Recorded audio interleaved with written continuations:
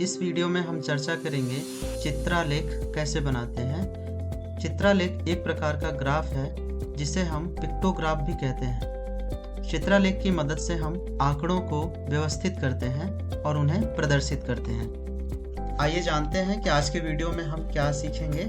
इस वीडियो में हम सीखेंगे कि चित्रालेख कैसे बनाते हैं, साथ ही साथ हम चित्रालेख में प्रयुक्त होने वाली विभिन्न शब्दावलियों की विस्तृत चर्चा करेंगे और चित्रालेख से संबंधित कुछ दैनिक जीवन के प्रश्नों को हल करना भी देखेंगे। तो आइए शुरू करते हैं। आप यहाँ पर देख सकते हैं कि यहाँ पर कुछ फुटबॉल टीम के खिलाड़ी हैं और उन खिलाड़ियों द्वारा फुटबॉल में किए गए गोल को यहाँ पर लिखा गया है। जैसे आप देख सकते हैं कि मोहित ने 4 गोल किए हैं, अतुल ने 3 गोल किए हैं, अमिता ने 5 गोल किए हैं, प्रिया ने 2 गोल किए हैं और सुधा ने 3 गोल किए हैं। राज इस आंकड़े को अपनी कक्षा के ब्लैक बोर्ड में दिखाना चाहता है। क्या आप इन आंकड़ों को प्रदर्शित करने में राज की मदद कर सकते हैं?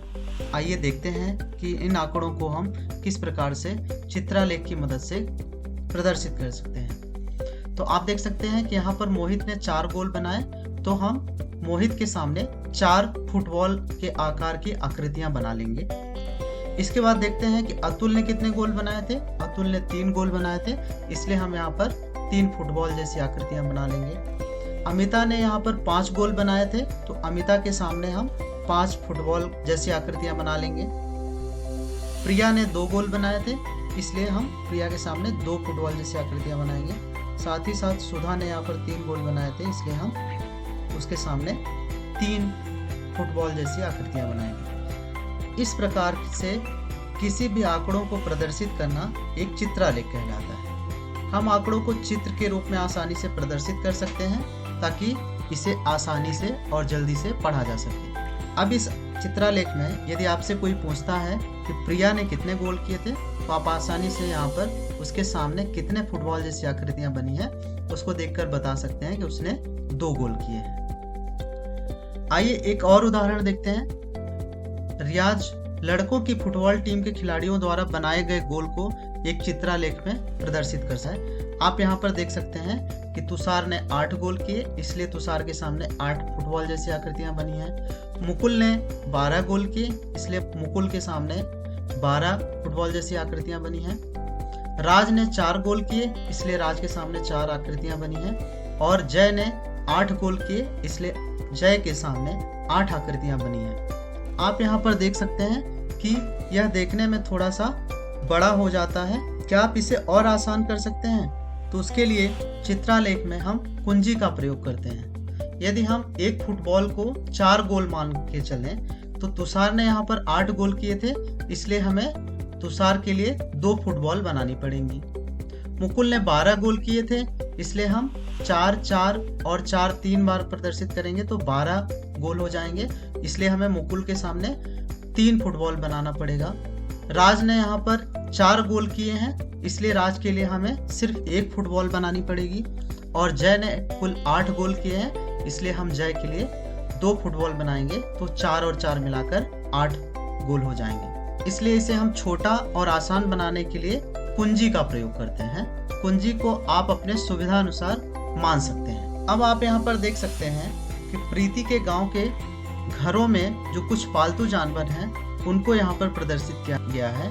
आइए अब इस चित्रालेख की मदद से हम कुछ आसान प्रश्नों के उत्तर ढूंढने की कोशिश करते हैं। तो क्या आप बता सकते हैं कि कौन सा पालतू जानवर प्रीति के गांव में सबसे ज्यादा लोकप्रिय है?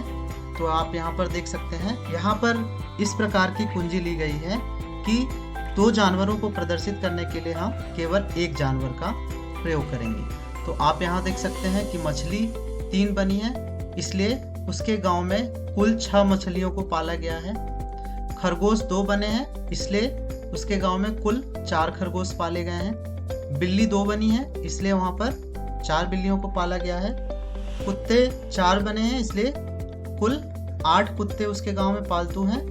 और तोता 1 बना है, इसलिए उसके गांव में कुल 2 तोते हैं। तो आप यहाँ पर देख सकते हैं कि यहाँ पर कुत्तों की संख्या सबसे ज़्यादा है, 8 कुत्ते हैं, इसलिए प्रीति के गांव में जो सबसे लोकप्रिय जानवर है वह है कुत्ता। अब यहाँ पर दो तरफ दो चित्रालेख बनाए गए हैं। बाईं तरफ जो चित्रालेख बना है उसमें सप्ताह के कुछ दिनों में जो कार बेची गई उनकी संख्या को प्रदर्शित किया गया है। दाहिनी तरफ जो चित्रालेख बना है उसमें 5वीं कक्षा के बच्चों के पसंदीदा विषय को प्रदर्शित किया गया है। और साथ ही साथ आप इस कुंजी का भी ध्यान रखें और वीडियो को थोड़ी समय रोक सकते हैं और इन प्रश्नों के उत्तर खोजने की कोशिश करें।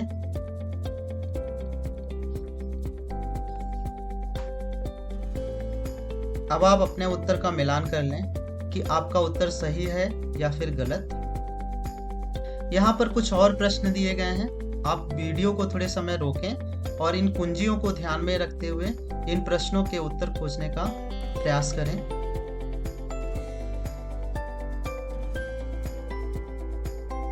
उम्मीद है कि आपका उत्तर भी यही होगा जो यहाँ पर प्रदर्शित है। तो इस वीडियो में हमने चर्चा की कि चित्रालेख कैसे बनाते हैं। साथ ही साथ हमने चित्रालेख में प्रयुक्त होने वाली शब्दावलियों जैसे कुंजी, प्रतीक इत्यादि की चर्चा की और चित्रालेख से संबंधित दैनिक जीवन के कुछ प्रश्नों को हल करना भी सीखा। अब आप निम्न प्रश्नों का वर्णन करते हुए अपने मित्र को एक व्हाट्सएप संदेश लिखें। पहला प्रश्न है, चित्रालेख कैसे बनाते हैं? दूसरा प्रश्न है, चित्रालेख में कुंजी क्या होती है? इस वीडियो में इतना ही। धन्यवाद।